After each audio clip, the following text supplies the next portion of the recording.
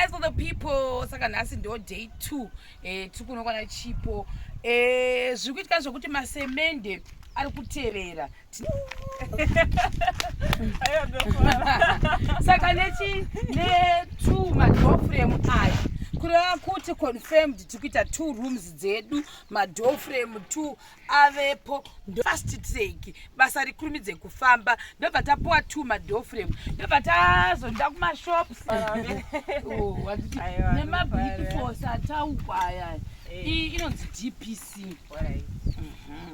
ndoiri kushanda pakuvaka imba then ne aya ndo maanonzi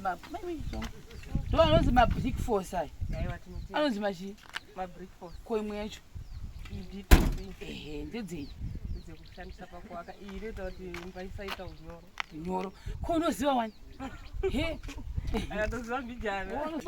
angani domasi 1 mumba make saka tatobuda makusenti tisina kana kutombola saka tatsvaga madomasi edola saka pane mumwe muShemarian gogo ari kumusika uko tatenga madomasi edola sati pambasera ndofunga madomasi e50 aiwa waita zvakanaka then nemaonyeni bhowatitopa muShemarian gogo vavo vanotengesa pane mapanda apapo bhodhi then ndibva tangotengawo nemavheji pavari then nekanyama kedaka kedola unoti ukacheka kuti zvigwangurewo zviitizvo tingogwanguravo saka tatsvaka kanyama kedola unototinge tunge tuminzi sotofu ndokuti zviiti saka ndo zvandakwanisa kuti pamuriwo wedu wanhasi manhera mhero zvikufamba sei hande timbonoona uko kukuitwa nevamwe uko zviri kudii apa ndio pakiteni paekera naiwo saka unonzwa nokutwa zveikuita udzaudzao tauya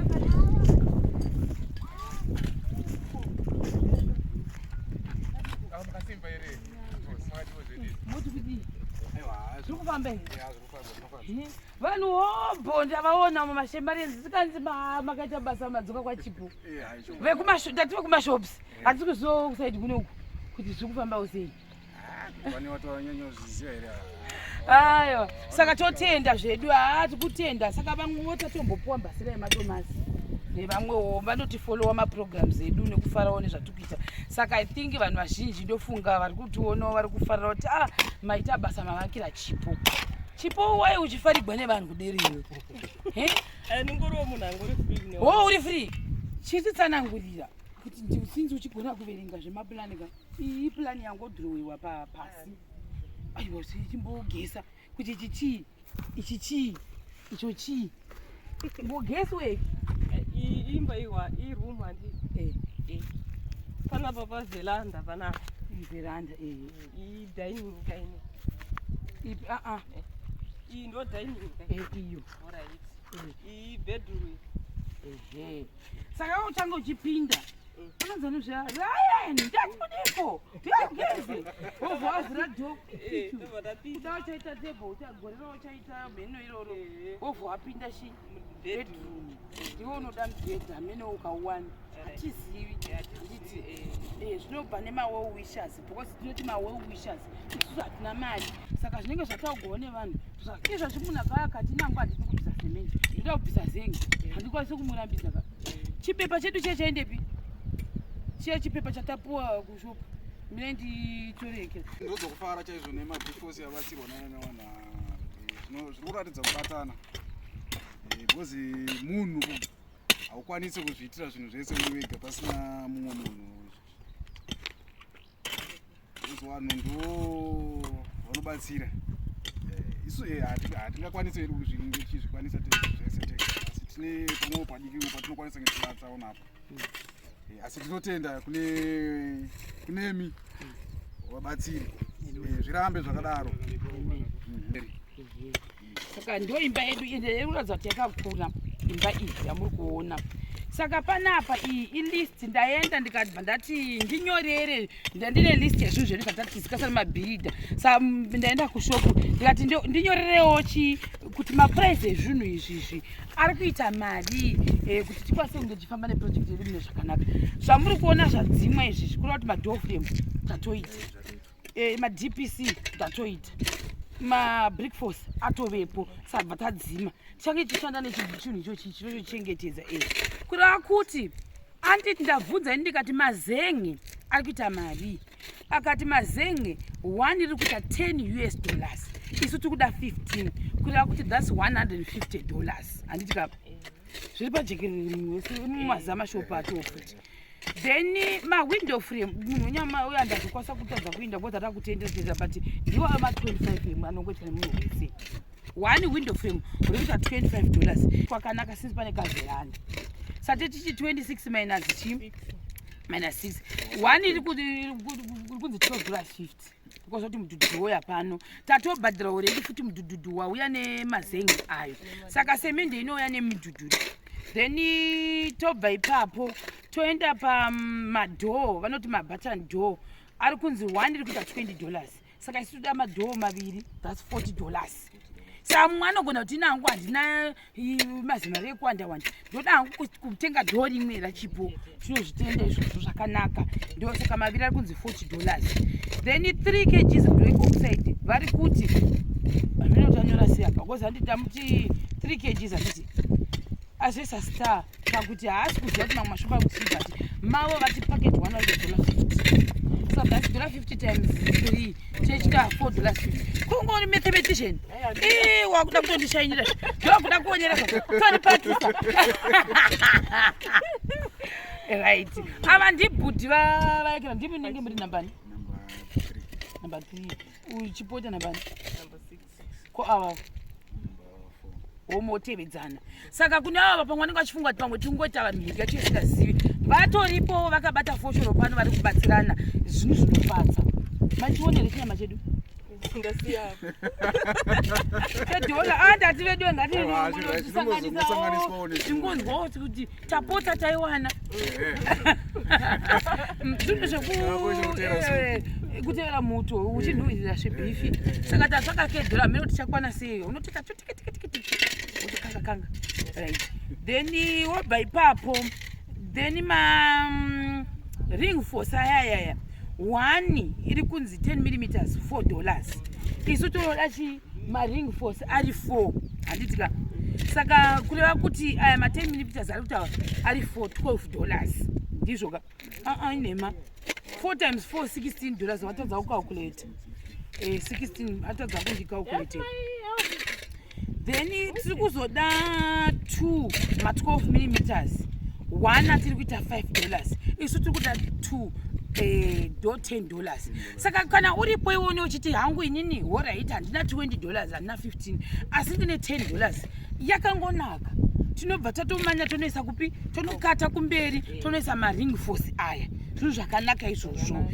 ndokutofamba kwebasa tying wire 1 iri kuita $2 tiri kuda dziri 4 saka ndo $8 hauzviona zvese futi ikoko kuti hakuna inonzi mari shoma nyangwe $5 inoita kuti basa redu ringe richese richinda mberi then tobva toenda pama114 ndo mapuranga toda maviri rimwe riri kunzi $13 kureva kuti ava maviri ari kuita $26 then tobva tabva ipapo toenda pamawallplates 1 iri kunzi $9 ava maviri ari kuita $18 hangozviona iwe unogona kungomira wakangomira kuti ndoda mawallplate angu tuiwayo tinongonomatura zvakare iwe anoita zvekutonotorwa nemusoro vanhu makusese nomukira wotoya nawo handizoziva hangu kuti shopu yanambobvunza vati iwo havana ma114 kuti pane mamwe mashopu here atogona kuwana akawanisa nditika ndangomboinda mune shopu iyo yandinosimbojaira ndo ndakambona ngayagari affordable then tine ma-airvens mamambotaura kuti ma-airvens eplastic anombozi kunopisa kunononokuda saka ari kunzi $1 per pair asi kana ava esemende $2.50 per pair hanozviona manje saka isu tichaona kuti kune unokwanisa kupledge here kuti ndoda hangu kuti $2.50 times 8 pairs handange ndacalculate asi eplastic anenge achiita $8 ari 8 pairs toenda pa yachiizve handinyorera handichaoni zvapo semendi tatina kunyora ku semendi ndo izvi vava kudzokorodzera kuda wadzokora pepe no I think ari kureva ndo ari kuri azomanyorera pasi ma-airvens Then IBR names atukudatoni 1 packet. One rand ziri kuita $4. Scale kana une $5 yako chiti hora iti zvese zvataugwa ndaita mutete indoda hangu kudoko unogona ngotipowo chi iro riperekera kuti Chipo awane imba yake zvipere fast mudenga handika tobva tabva ipapapa zvimascrews zvepadhoo zviya zvanzi zvinotengeswa zviri $15 rimwe rakadai so. Then tobva tabva ipapo toita zviya zvatatichataura zviya zvinonzi mapaste and wati here zviya mazizira zita rayo here pegstay zvekudai pegstay nemawindow handles zvese total $8 ndo zvekuti Chipo anhu avhura window rakewo mopinda mhepo mba muchifefetera fresh air izvozvo panoda $8 zvese complete set. Then kuzopenda after tapedza zvese zvakakosha uku pendi yave yekupesira aripo anenge achindoda kuti papendewe bracket rimwe ranzi rikuita $20 handiti riri 20 liters isi rida maviri kuti chinyatso kuda zvakanaka ndo $40 tiri ngotaura zvese munhu wotaura kuti indoda kumira ndiri papapa ndomira ndiri papapa. Then matinders anowanzoita $50 apa yanga asinake ipapo isi toda ari 8 saka 450 plus 450 ndo $9. Then chini kirikiri chimwe chacho atingi irufence tupu tachingoti about ndofunga iya zvazvekupendi $20 or $25 loko kupesera zvakakosha ndozviri kumusoro uku semende. Zimbabwe tinotenda nesupport yenyu muri kutipa saka toramba kuti tingotiwo kana ane zvaanokwanisa kunge achitibatsiridzawo nazvo akasununguka kutibatsira kuita kuti zvinhu zvifambe zvinotendwa. Rudo rwenyu rwamuri kuita kuti zvirambe zvakadaro basa rirambe richifamba richienda mberi kuna avo vachabvisa Mwari waropafadza awedzere pose pachatapura ndinongotenda naizvo wauchizvifungire here aiwa ndasinga makuseni handizvo takatisina chinhu pano asi izvo zvita neDP zatowapo izvo zvita neBrickforce izvo cheka window frame yatowapo anonzi madoor frame madoor frame atowapa saka mimi maiteta kutovhura window wotovhura window iwe kutovhura door never door autokoroba wakutotandarapa pavhiranda wonzakari pavhiranda andofungana anokufila mamisi mhepo yekunoku inobva nesaidi uko ungotenderera plus zvakanaka vanenge vachikuonawo ava vachiti good vanenge vachiona kuti Chipo ari kuiteiko Chipo we zvakanaka ndosaka mangoti zvidaiwo that's nice. Kanzuro akatombouya achitaura road saka mukona tanga chida kuedza kuti zviite line izvozvo saka vachatouya hombo vachatoisa kudoko. Alright, that's nice. Amagona saka kana makadini saka suppose ndichiri kumbofunga kuti why imba it's okay why imba yaita sawo mazotaura zvandangwisisa sepepepa yaitagwa ikomena kuti achida kutadza imba yakakati no kana lese ikanzuro yakuzouya dzimba dzese dzichangota line kudaiwo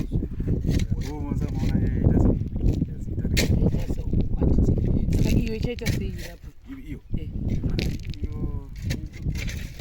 iyo ikona vanozongoberuka kuchisina ya road uko yato road iyo istand yemumwe weyo then apa kufront kuistand ya inobva kuno kunotono kuda kugenda it's nice though anenge achibva achiona mba yako kuti pane munhu ari apo uyo ndiani mavhura dhora imi meme muchimuona muri apo ava kuti vanenge vachionawo zvakanaka taikomberedza security security abvuda vane usunu alright bo muda kutaura here mi inini ndongoda kungotenda nezvakakusiyana ngushirawo kuti zvirambe zvakadaro basa rifambe pachaya semendi tichaita futi vhidhiyo vanhu veiona semendi kuti semendi iyi hosi isuda kuti tidzare zvinhu zviri pajekerere sezvonzi chiro wakaenda nemakuti kusemendi dziripi makati hai tindaasinoenda kuzvitanga izvozvi panhamba 30 iri kuinda nesemendi umba kwangu nendataura kuti semendi dziri kuuya ndobva ndaregera ndobva ndatotura ndotoenda motonzwa kuti ko muripi ndatatoharare saka guys keep supporting Chipo and handidi kurerere nhema